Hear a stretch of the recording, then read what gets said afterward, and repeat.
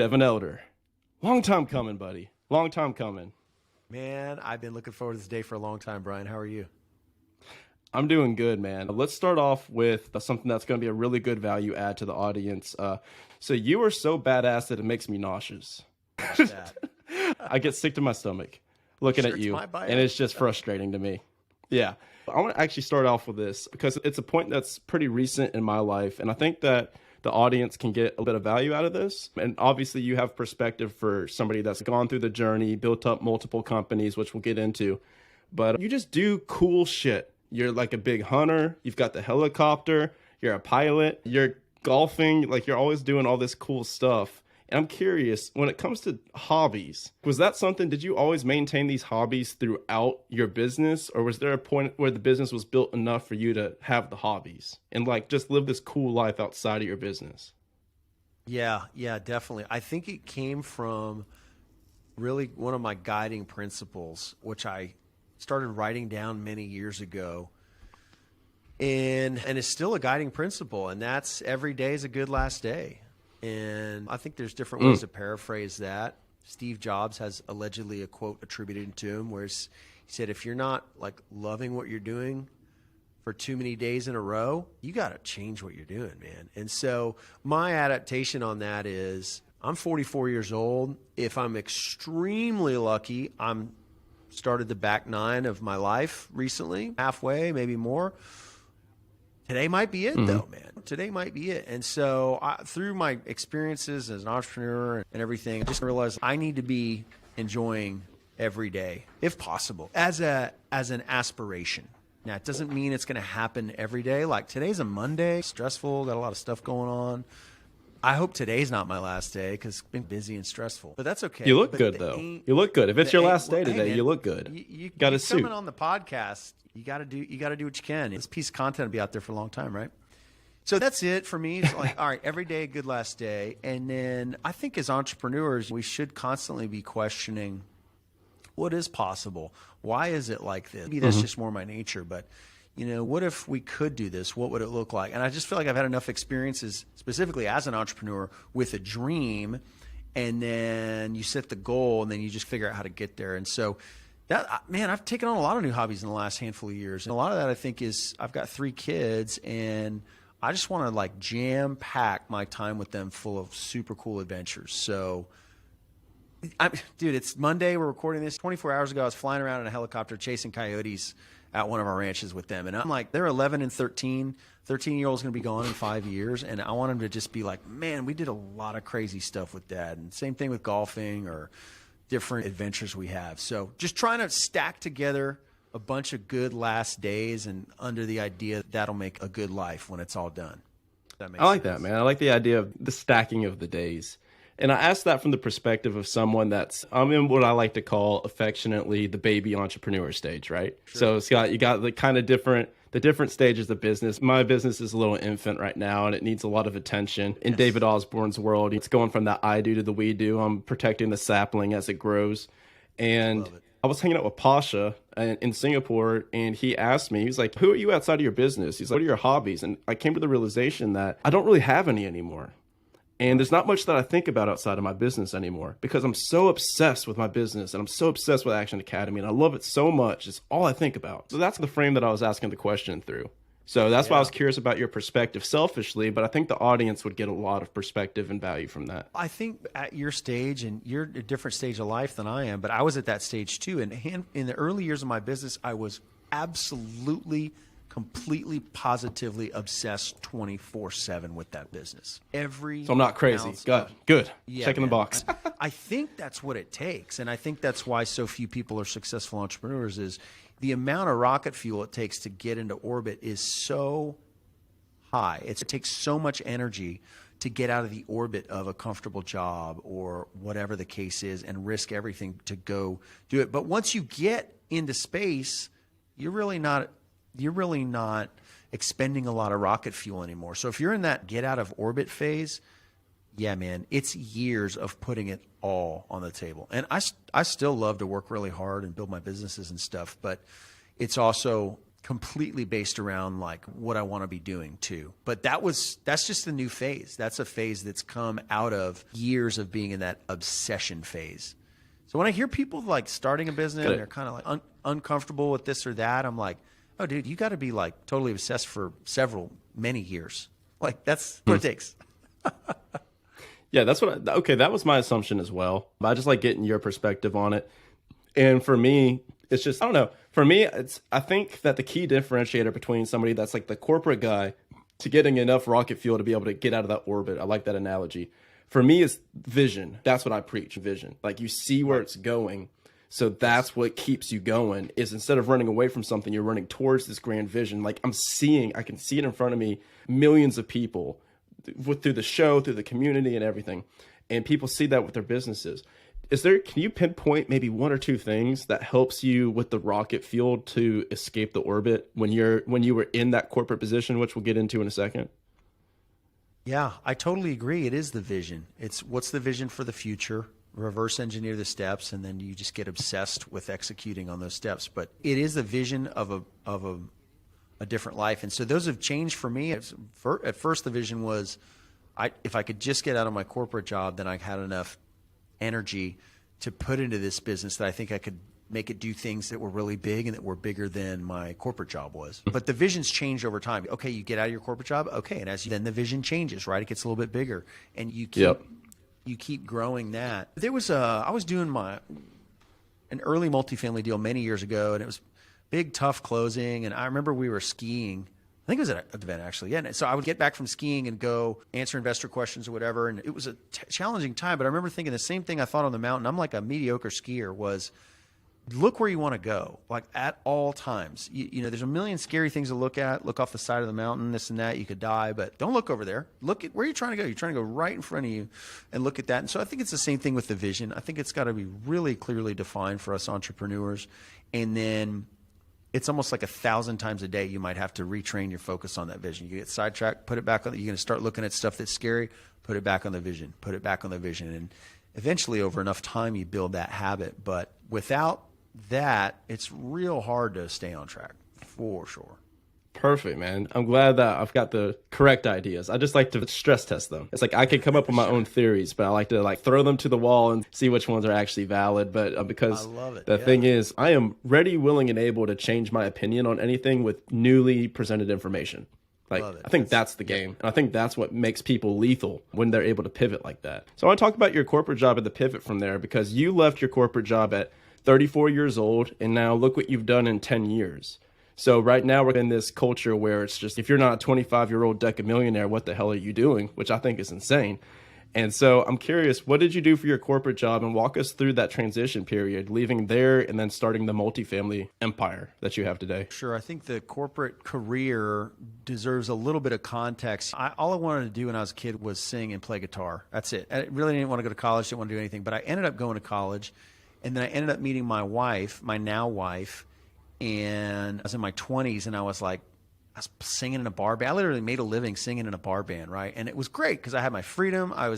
Could sing and play guitar and pay my bills that way. But I knew, okay, I don't think I'm going to make this like a real professional career where I've got a recording contract and like serious money. It didn't seem like that was going to happen. And I'd met my girlfriend and now wife. And so like in my 20s, it was like, God, I think I got to get serious about stuff. So I went and got a corporate job in IT and did sales and marketing at this big IT company and did that for a lot of years. And at first I was super gung-ho about it until after a few years, I got to this point where I didn't have any heroes in that company. So like my boss's boss or whoever, I was like, I don't want to be like them. And I was like looking around, I'm like, man, these guys have some money, but I sure as hell don't want to be like them. And that was when it dawned on me, like, I got to make another plan. This is literally what's in store for me. And that's if I do well, because I'm saying I'm going to get my boss's job in 5 or 10 years. Like, maybe, but there's a lot of us, and there's only a couple of them. I would have to really kick ass for 5 or 10 years just to end up giving it all you have. Yeah, and I just thought, and I'd already been an entrepreneur, singing in a band and stuff. I knew I could like put something together that could make some money and pay the bills. And that wasn't like totally foreign to me, even though it was like a different type of deal. So started reading a ton of books, and I planned my exit. I actually took a job that was less stress, less pay for the last 2.5 years of my 10-year corporate career. That was intentional. And that was after I discovered real estate. I started buying single family houses. I started doing the Burr method, buy it with hard money, 10 or it was like 12 or 14% interest, renovate them, refinance it out. And then you build some equity and some cash flow. And I was like, wow, this is a really cool model. I wish somebody had shown me this in high school. But all right. So I built a bunch of those houses. And then I just decided I'm going to quit my job when I have enough passive income to pay my bills. Now, granted, at this time I'm married, house, kids, like a lot of responsibilities, but I still was dedicated to getting out of that job and building a real estate company. And it took me about 2.5 years of just busting my butt, burning the candle at both ends, being a sole provider. My wife didn't work, building a real estate portfolio before work, at lunch, after work, weekends. That obsession, right? That just 24/7 obsession. And then finally I built up enough cash flow from a portfolio of about 22 units, mostly single family and a small multi, that I said, all right, now I think this job's costing me money. I think if I had all this time and energy to building my business, I think I could make it something big. And so that's when I bailed on the job. But I didn't do it until I had cash flow to pay my bills. It wasn't a completely like overnight quit on Friday, see you later thing. It was like it's my Shawshank calculated, right? I was chipping away through the tunnel with a rock hammer for years until I tunneled out of Shawshank and got out of there, right? That was really one of the greatest moments of my life, aside from like my wife and kids, was quitting that corporate job after years of planning and just working at it. Oh, it was freaking amazing, man. It was amazing.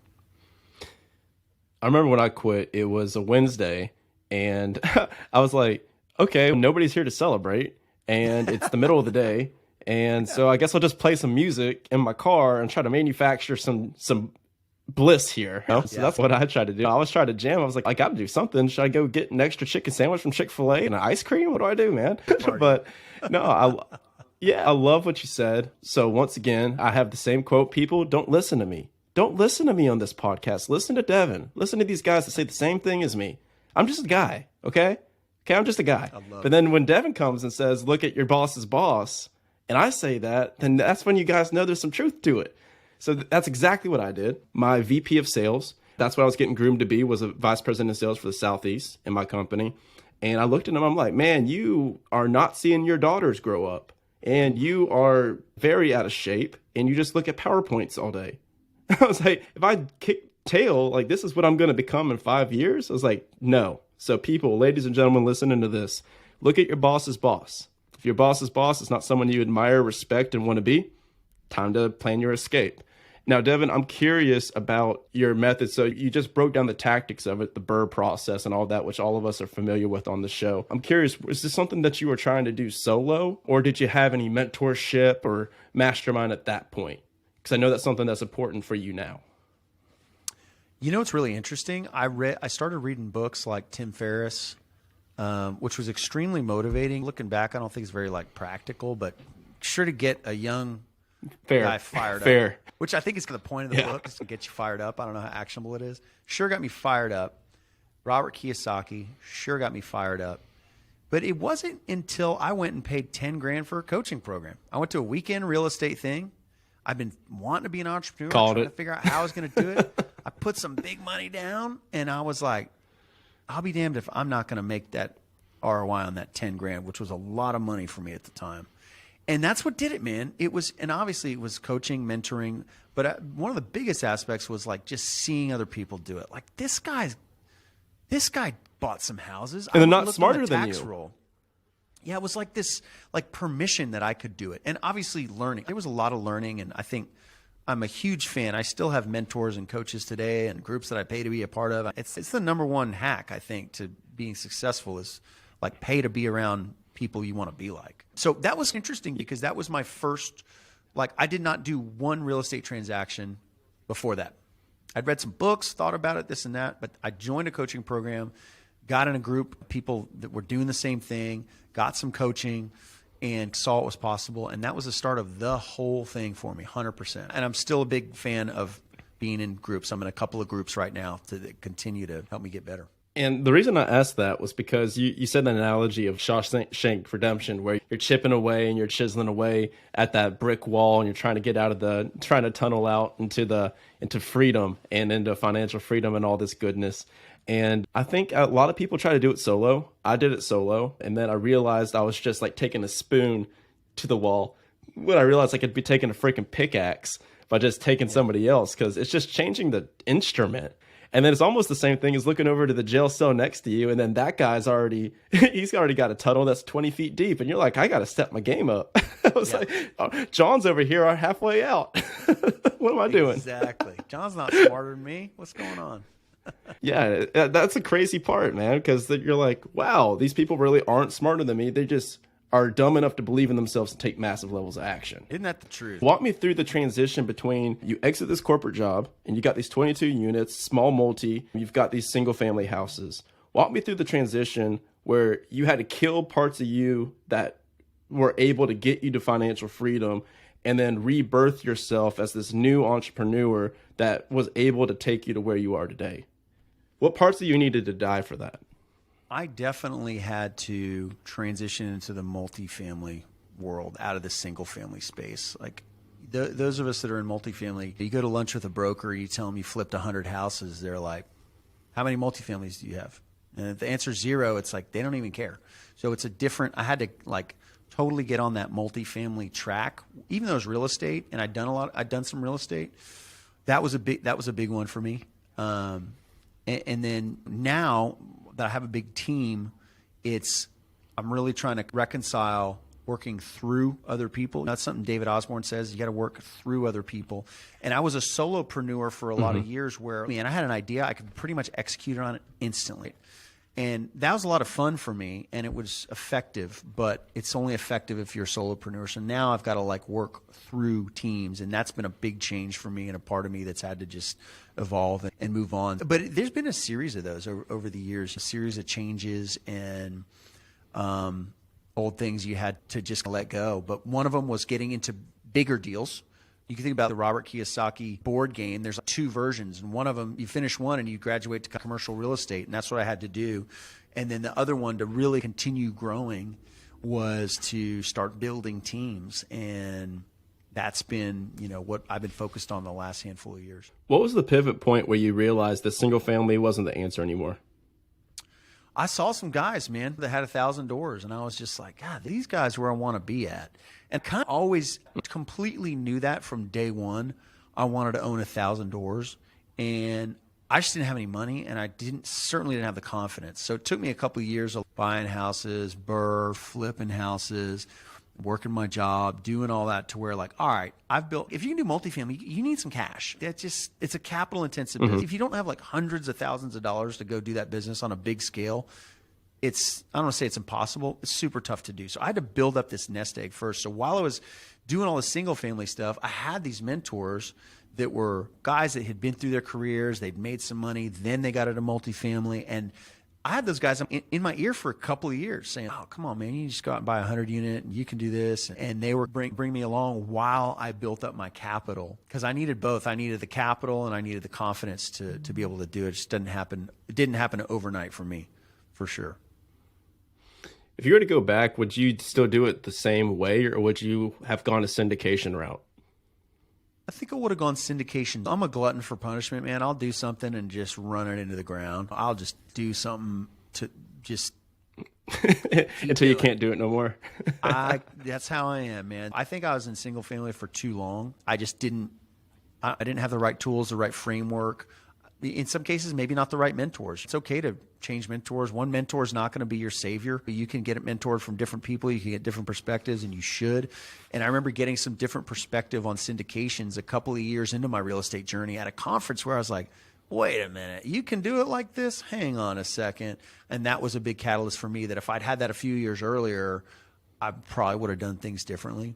But it's okay. There's lessons to learn along the way. It's definitely not a straight line up and to the right like we want it to be. No, not entirely, man. But so now today, I'm looking at the numbers that were on your website, at least. So they may be out of date, but it looks like you have 5,000 units and 2,700 that are under management by you. Is that still right, or did you blow that out of the water already? Yeah, no, that's about right. Those numbers are about right. Okay, sweet. Yeah, so it worked. Long story short, you figured it out, man, and you took off to the freaking races.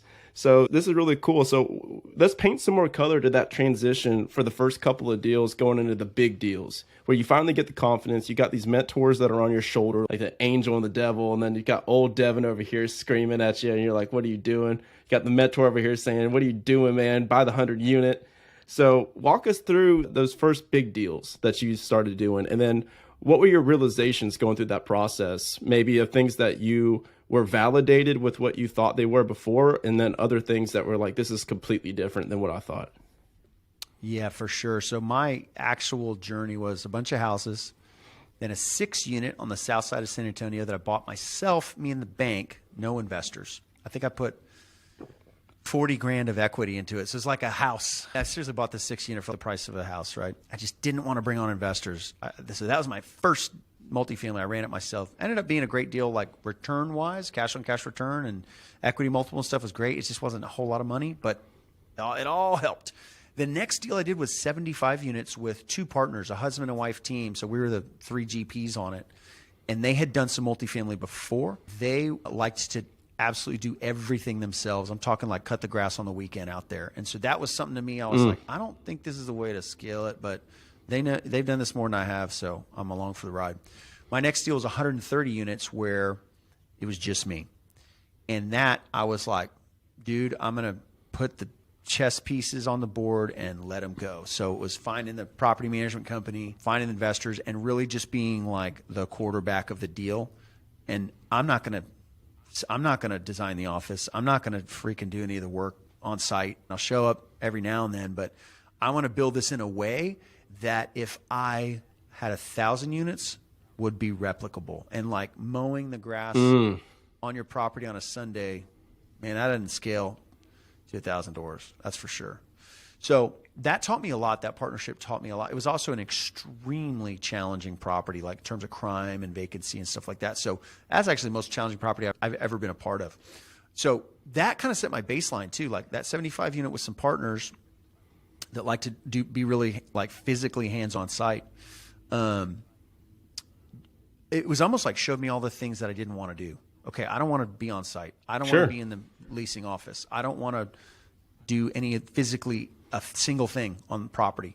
So by the time I got to the next property, I was like, all right, let's test this theory. Let's put the team in place and see how this goes. I got some ideas, go execute.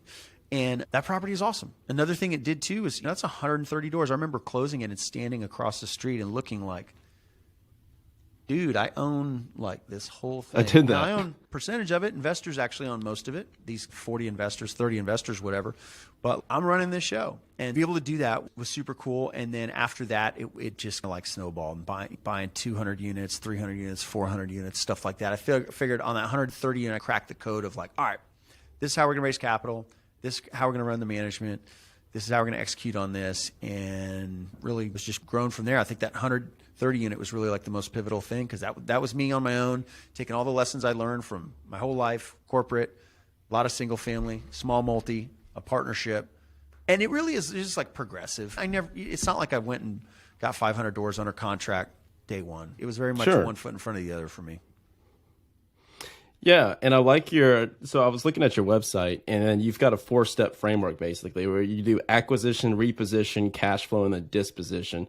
So I want to get into the capital raising side, like you just said, where you figured out how you like to raise capital. Then you said how you like to manage the properties, because you brought all of that in-house and you vertically integrated that. So I want to go into that. But first, let's punctuate this transition period. What's a piece of advice that you would give to somebody that was in the position of 34, 36, 38-year-old Devin who had these houses and they keep buying more birds and they keep doing all of this, but they haven't yet gone to that big deal. They haven't yet done that big deal. What's some advice that you can give to someone to get them over the hump so that they can get the confidence to start swinging big? Be friends with somebody that's doing it. Bottom line. I love that. Listen to Action Academy. Yeah. Be friends with somebody that's doing it. If that's in anything, right? If you're hanging around, it's such a weird deal. Our peer group determines, I don't know, most of who we are. It's terrible, but it's like people that are out of shape, hang out with people that are out of shape. Fit people hang out with fit people. Rich people hang out with rich people. Teachers hang out with teachers. Doctors hang out with doctors. So you want to be the guy that owns 1,000 multifamily doors. You better hang out with some dudes that own 1,000 multifamily doors. And that's, I think that's it, man. Otherwise, you're going to be reading books and you're going to be isolated and in your own little world. And we're just social creatures, man. Monkey see, monkey do. So that's the number one thing. Just be friends with and hang around with people that are doing it. I think that's the best answer. I think that's probably the best answer for that question. Seriously. Because I'm thinking about it, and I'm like, even with my business, I run my business the exact same way you run your business, but mine's a media company. So how I do it is I'm like, okay, cool. So these guys, there was another guy, Logan Rankin, that came on this podcast. Maybe worth introducing you to. But Logan was talking about, he has 2,000 units, and he was saying when he had 500 units, he was already planning for his systems for 5,000. And then he would plan for 10,000. And then he planned, because what happens is people stair step it and they keep running into their own self-imposed bottlenecks, because you plan for 150, then you get to 150, and then you got to scrap the entire playbook. So I like that you said that with 1,000. It's the same thing with my community with Action Academy. We got like 100 members in there right now, but I say, okay, what can I do in the community that I can also do at 10,000? And that's what I think about in every decision I make. Let's talk about the capital side. So I know you're really good at capital raising. You have never lost investor money on a deal. That's something that you're really proud of, and it's one of your core values, right? So talk about capital raising, how you like to go about that, and then also on your values. Yeah, so started out raising capital. First deal was hard money. So that wasn't really raising capital, but it was an experience where, wow, okay, these guys will give me money for a pretty beat up house, and a bank wouldn't loan on that, but there's other ways to get the capital. Okay, fix it up, refinance it out with a bank. Well, once I'd done like a bunch of those Burr deals, I think 5 or 6 of them, I'm presenting at a meetup, a real estate meetup, trying to hang out with people that are doing real estate. And a guy comes up, older gentleman, hey man, I see you're using hard money. I'd loan it to you a little bit cheaper and I'm easier to work with. And boom, that was my first $100,000 that I raised. I couldn't believe this guy was going to give me $100,000. Now, granted, it's all papered up the right way. The attorney's he's got a first lien. He sees I already have a track record. But to me, like, I didn't grow up with any money, so that was mind blowing to me. So I made it my mission in life to just freaking take care of this guy for the next couple of years. Just pay him interest payments a week early. Make it like a no-brainer that he never had to worry about his capital with me. And I did that for years, and I think that habit just stuck. It's like, how do you just freaking over-deliver when somebody's entrusted you with their capital? And so it was several years of flipping and doing a boatload of houses, dozens of houses, over 100 houses, right? So then I finally did my multifamily deal. I was like, I've actually raised millions of dollars. It was just from private investors as debt, but now we're doing it as equity in a syndication. It's still a hard leap for me to make, but I was able to make it. And with that same kind of group of folks, because I started, you begin with the end in mind. I'm flipping houses, but I'm going, I want to own 1,000 doors one day.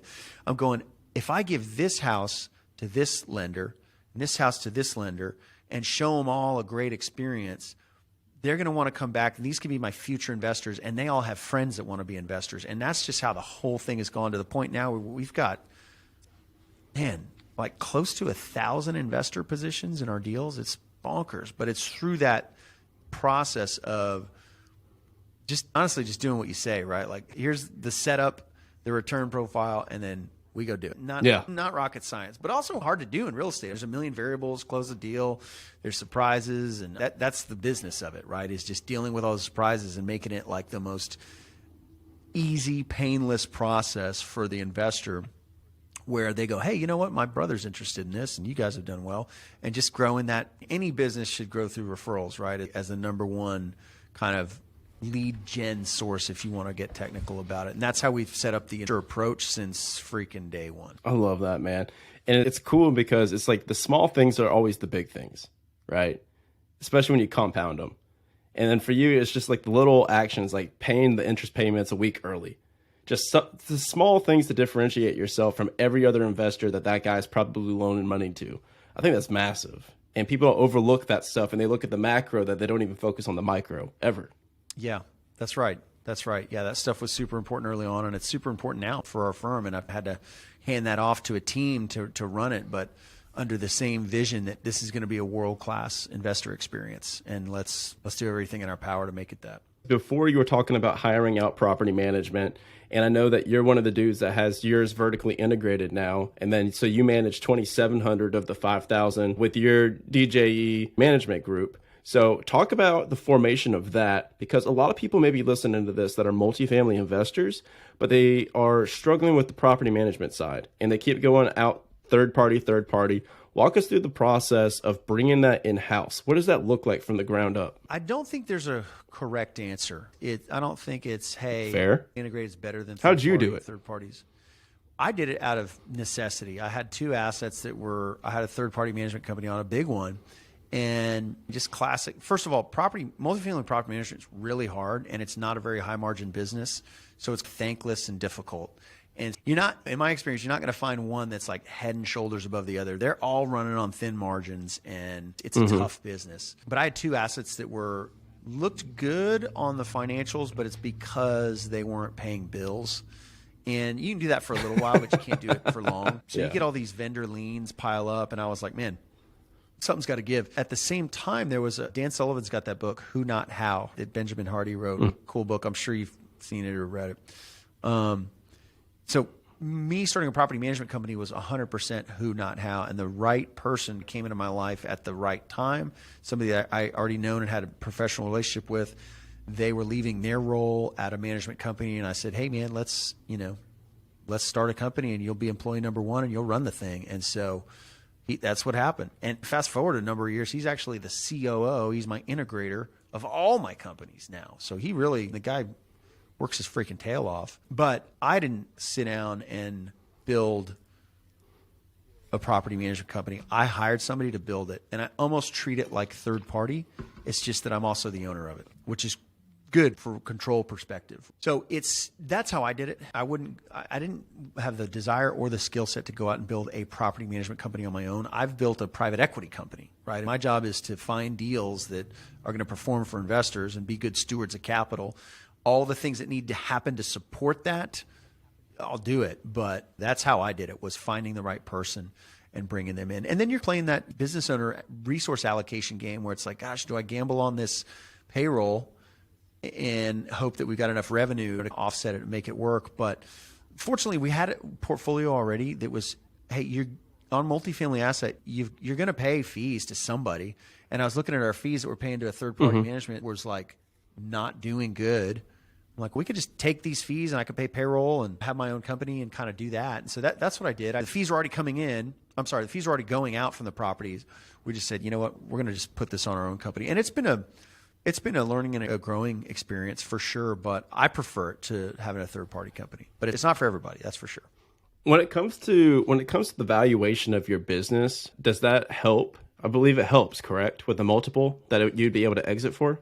100%. And that's really, there's a book called Built to Sell that talks about that, right? How really the owner and many small SMB guys or people that are buying businesses, whatever, it's if you're buying a business, you don't want the owner involved to make it work. So yeah, the property management company runs pretty much without me. And I told my integrator that, hey, we need to run these companies like we're going to sell them. I don't want to, because I'm going to be in real estate probably forever.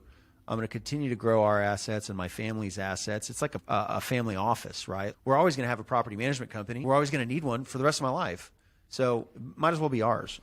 So there's no plan to sell it, but it's built to sell. The financials need to be this. I need to not be involved. All these things that you would set up for a company to sell actually makes the company better and run better, even if there's no intention to sell. So I'm a huge advocate of building your company to sell it, even if that's not the game plan.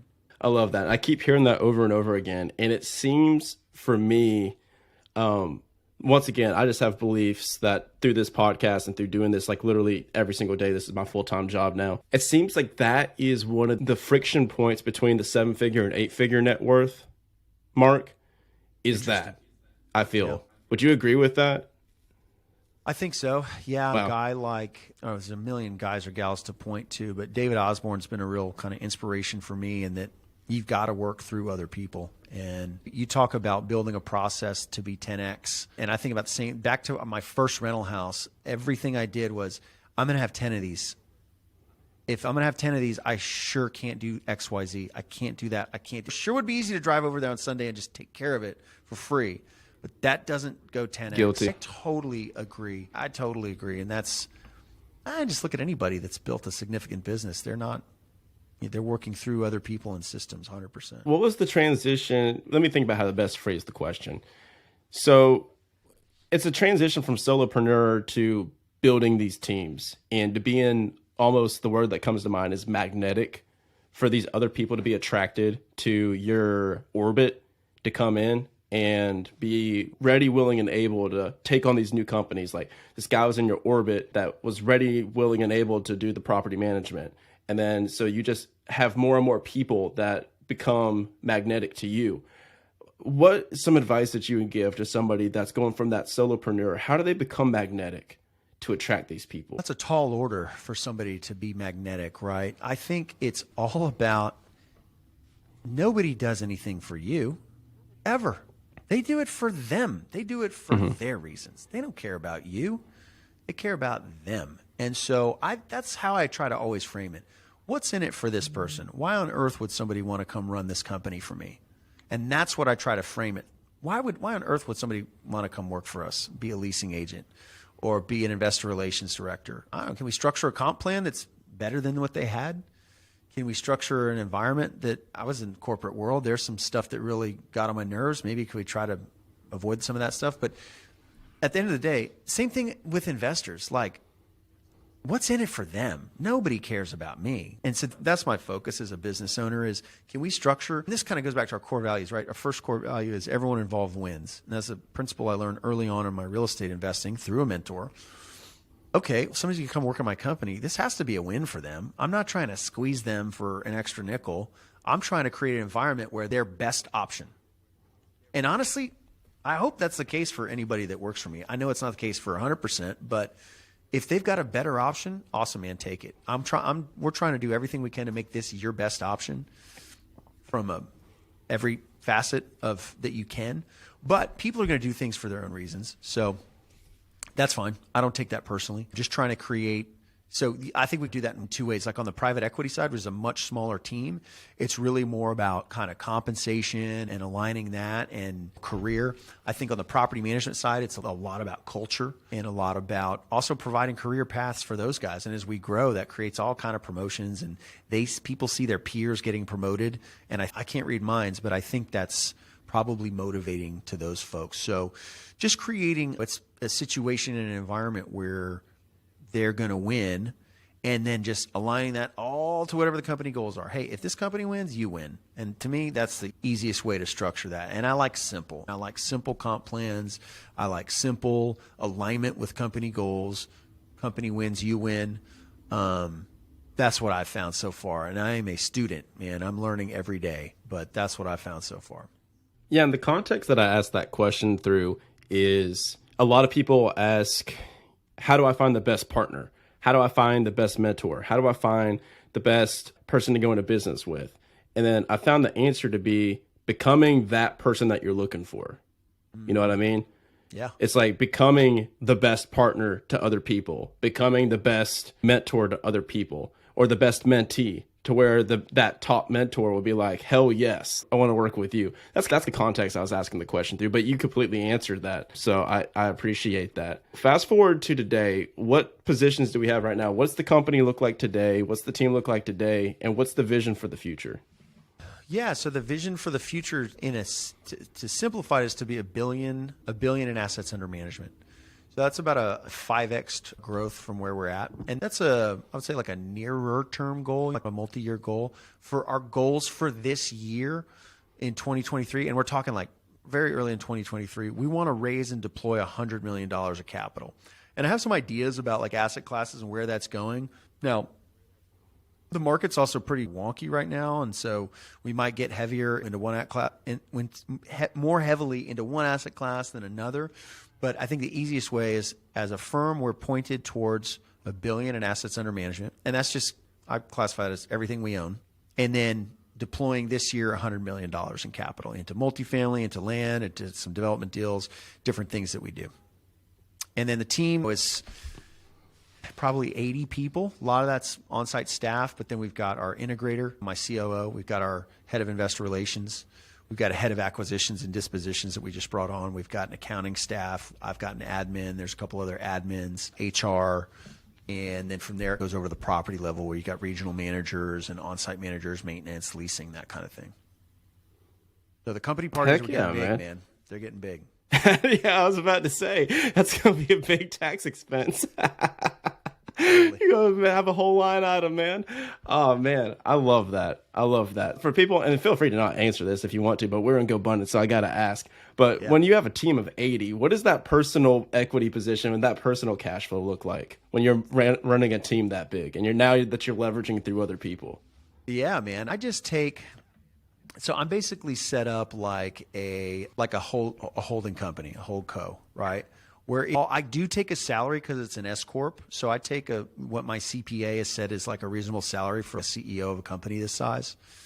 It's a lot higher than I would want to because trying to keep the P&L lean, and I don't really want to take it as W-2 income. But funny, full circle, like I'm wearing a suit and a tie and I'm a W-2 guy now. Wait, I thought I was trying to escape that world, but here we are, back to it. So I take a pretty strong W-2, and then I take another distribution from my investment company, and that's what I live off of. And I don't know if I'm going to disclose the numbers there, but it's a very comfortable lifestyle, enough to do the stuff we want to do. And basically a point where, hey, we can do anything we want, take any trip we want, have anything you want, wife can drive whatever she wants, wear whatever you want, kids, experiences, stuff like that. We can do whatever we want.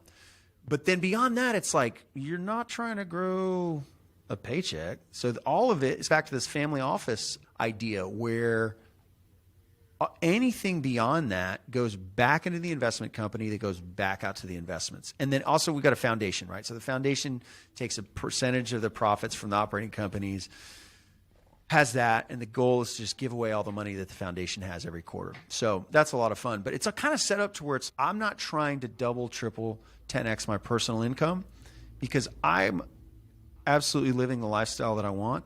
And the more stuff I want, probably going to go through the businesses. The businesses own my plane, own my helicopter, owns my ranch, owns my livestock, owns this other ranch, owns this other thing, owns this beach house, right? So those are all businesses. Like, I don't want to own those in my name. I want to find ways for the businesses to own those things. My house is paid off. I've got this monthly income coming in that, look, my target is 7-figure annual income into the house, right? And that's enough of like, dude, honestly, that's enough. And I say enough, of course it's enough. I used to live on $3,000 a month, right? Beans and rice and beans, Dave Ramsey. But that's enough to where, okay, man, we're maxing out our lifestyle. Kids have an amazing lifestyle. We have these amazing experiences. Every day is a good last day. Beyond that, I want it all going back into the businesses, getting reinvested. And that's like a family office kind of approach where... Legacy. Yeah, not even that. I've got some thoughts on that. I don't know if we have time, but more about keeping everything running, keeping everything growing, giving employees opportunities, continuing to put investor capital to work, and being good stewards of it, and having a good time doing it. I think that's that's where I'm at this stage of the companies and my life. Very fair. I'm just so interested in it because now I'm seeing how there are so many different ways to take distributions from business because I just now started my business. I just got out of that W-2 where I was like, oh, I make a W-2 salary. So this is my salary. This is commission. I make a lot here. Right. Okay. And now I don't have that anymore. I can't just make money any way I feel like making it now. I have to be strategic about how I make money and how I channel it and how I take distributions and how I set up an S corp. And it's just interesting to me, man. But where can people find you? Easiest way is djetexas.com. That's got all of it. So stop by, pay us a visit. Would love to connect with people. Awesome, man. I will be pulling up to the ranch shortly because now I got to be best friends with you. I'm sorry. Like, you can't get rid of me because now I'm down here in Texas. We're just Texas boys now. Born and raised over here. Let's do it, man. Let's take the helicopter out to Salt Lick. We'll grab some barbecue. Dude, say less, man. Say less. So for people listening, go do exactly what Devin said. Grow up that team at 80. Be a baller. Be a little bit more of a baller today. So that's the parting advice that we'll leave.